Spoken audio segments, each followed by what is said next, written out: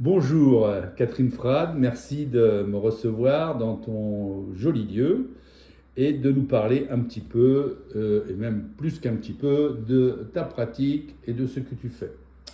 Voilà, est-ce que tu peux nous éclairer sur que fais-tu, qui vient te voir, quels sont combien de temps les gens restent, quels sont les résultats que tu as et comment tu les évalues.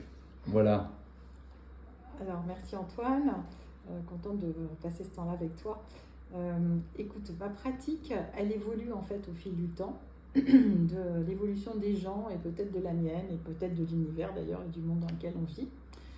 Donc, je vais parler peut-être des dernières personnes que j'ai reçues parce que voilà, j'ai vraiment de tout.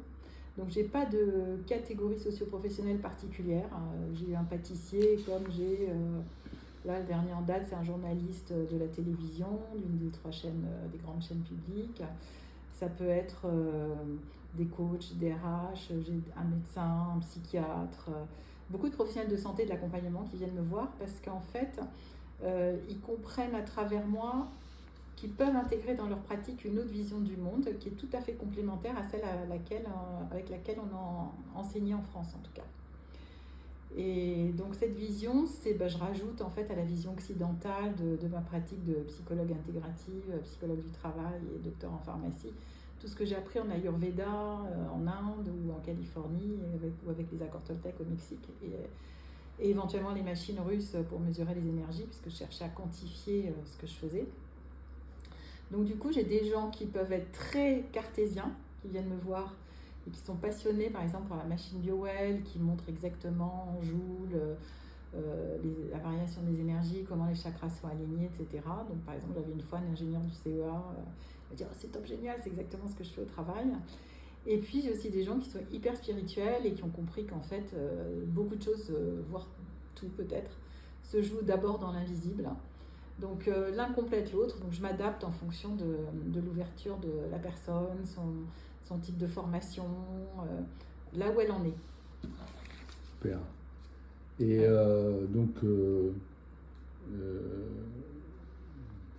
je un petit peu du nombre de séances, moyenne Alors quand les gens arrivent, je Oui. leur demande toujours ce qu'ils veulent faire, parce que j'aime bien orienter solutions concrètes Mhm. tout de suite notre rendez-vous.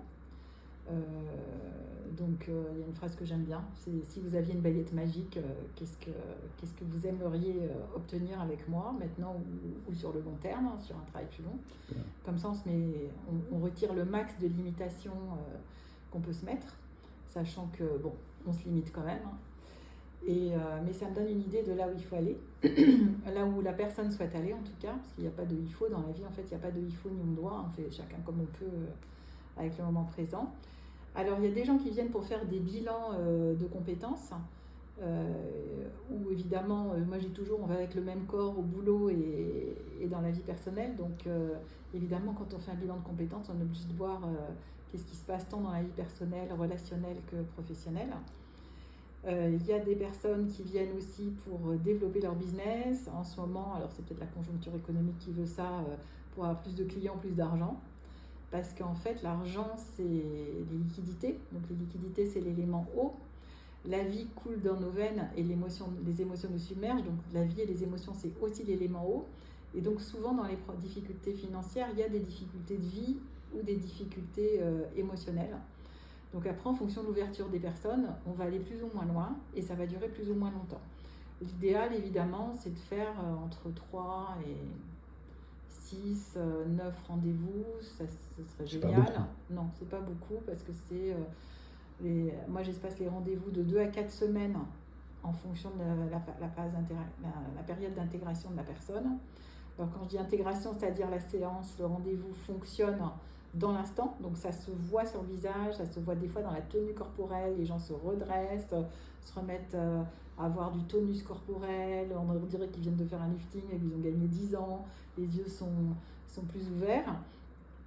Et puis il y en a qui s'arrêtent là, une séance, sont tellement sidérés moi aussi d'ailleurs, à chaque fois je suis sidérée de l'évolution, parce qu'en fin de compte, c'est quand même pas moi qui fais le travail, c'est-à-dire c'est la personne que j'aide à découvrir son mode de fonctionnement, qui va finalement apprendre son propre fonctionnement, et que je vais aider à fonctionner par elle-même. Moi, je suis qu'un catalyseur là-dedans. Donc, je ne sais jamais comment ça va aboutir.